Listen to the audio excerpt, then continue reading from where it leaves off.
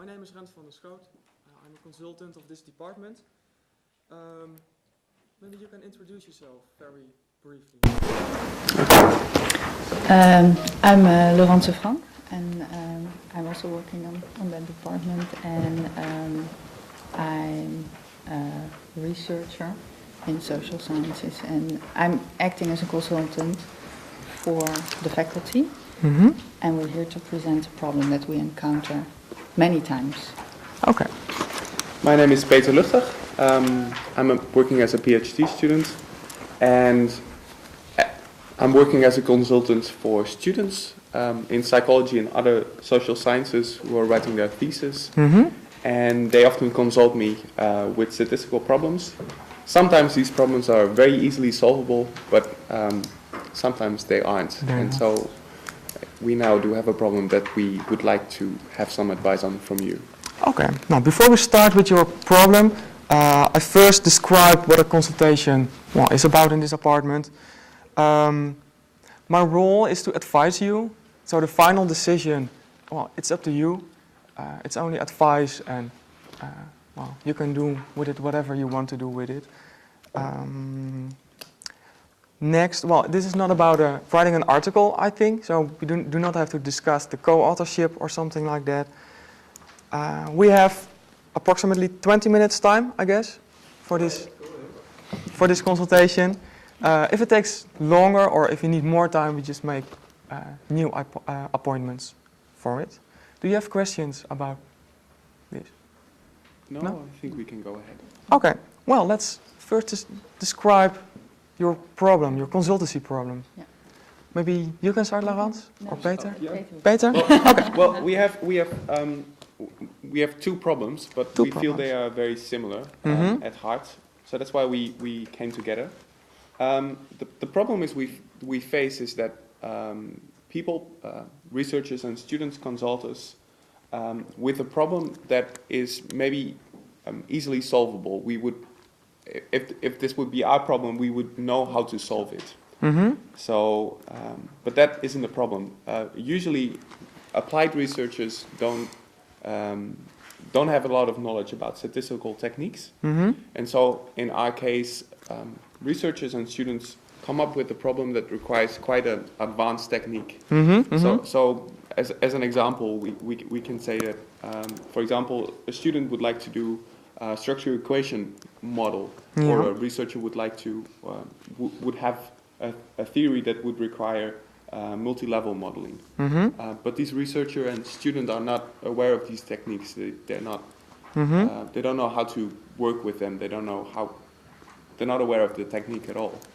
And so we face a problem that we would like to advise a technique that is that the student or researcher is unaware of, and we don't know what to do with that. Okay, so if I understand it correctly, there are two cases, a student and a researcher, because I think there are two different solutions also to the problem. They have to do an analysis for the research question, but they're not capable to do the analysis themselves. That's right. Yeah, basically, yes. Okay, let's first describe the problem with the student, but because maybe that's a bit more easy than with a researcher. Sure.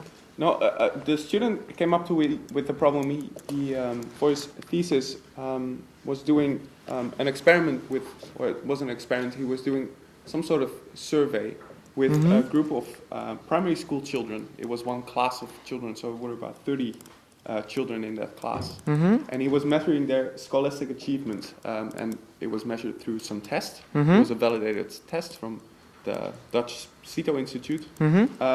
And also he was measuring the expectation of scholastic achievements from both his teacher, of the pupil, the teacher of the class, and the parents. And so he wanted to describe a model that would explain scholastic achievement by these two variables, and also some demographic variables about the children. So income, socioeconomic status. Sounds like a structural equation model then? That's what I thought initially, yeah. That's what I thought right away. And the student came to me initially with the question. He thought that some sort of regression analysis would be required analyze this problem. But he had trouble defining what the dependent variable would be. So I can the imagine. student was really unaware of structural equations. I'd never heard of structural equation modeling at all. So it's not in the bachelor or the master, one of the courses? No. Okay. No. Structural equation modeling was not part of the curriculum of the students. And it was the master thesis of the student? Yeah, it was a master thesis. So he has also limited time then to... Yeah, the student had to finish his, he already did the data collection. And the student had to finish his thesis in about a month. Okay. So there was very limited time. Yes. So one of the solutions would be, but well, that's not possible in this case, that the student takes another course but then in structural equation modeling. Because I assume that there are courses on the university in structural equation modeling. There are courses in structural equation modeling, of course, but then you always run into the problem that these courses are only offered once a year, usually only at the start or at the end of the academic year, and this student simply did not have the time really to wait for another course and do the whole course and then to analyze the data. Yeah, so maybe there are two solutions to this problem. The first is, well, change the research question. That's always possible, but not. Rephrase it. It doesn't seem logical to do so, because the research question. Well, I personally I don't think you can change the research question, because you have a question based on theory, of course. But the other solution can be that the student takes a personal course and learns how to do a structural equation modeling. But then the student must be willing to learn a new technique. He must be motivated. He needs time to work on it, and time is limited, as you mentioned before. Yes. I think the moment a student is willing to learn a new technique, and he or she has time to do so, well, I think that's the best solution to do so. Yeah, that would be an ideal solution, but it would not really be, in this case, it would really be difficult, I think, for the student to really, because I think for this student to master the specific technique of structural equation modeling would need quite a lot of time to do so. More time than there is for probably more finishing time his than just master one thesis. month and also writing it in, yeah. And what is the regulation on your university? Can you take over the analysis for a master thesis?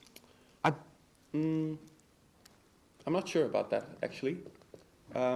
I think a student has to do his or her own analysis. That's what I would say. Yes. So that's yes. also not a solution. I probably also wouldn't want to do the whole analysis for a student. No, that's true. Yeah. What are other solutions you came up with yourself? Because well, it was a difficult problem, and facing the student really had to and wanted to finish his thesis in a month. This was sort of the first priority of the students to really finish it. I in the end suggested something that I really wasn't fully convinced of myself, and didn't think it was really a proper solution to the problem, but I did do so. I suggested to sort of split the model up in different parts.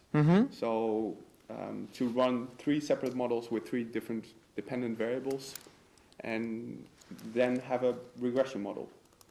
So have 3 different regression models that wouldn't be the same as in structural equation modeling, because you can test the whole model as a whole. So I didn't really agree with my own advice, which was really bad.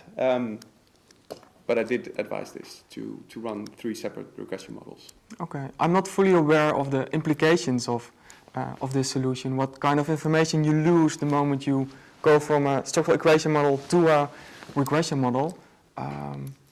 Well, you lose a lot of information, I think. Of course, but the question is the solution you offered a really bad solution, or is it just, well, the least bad solution? That's also possible.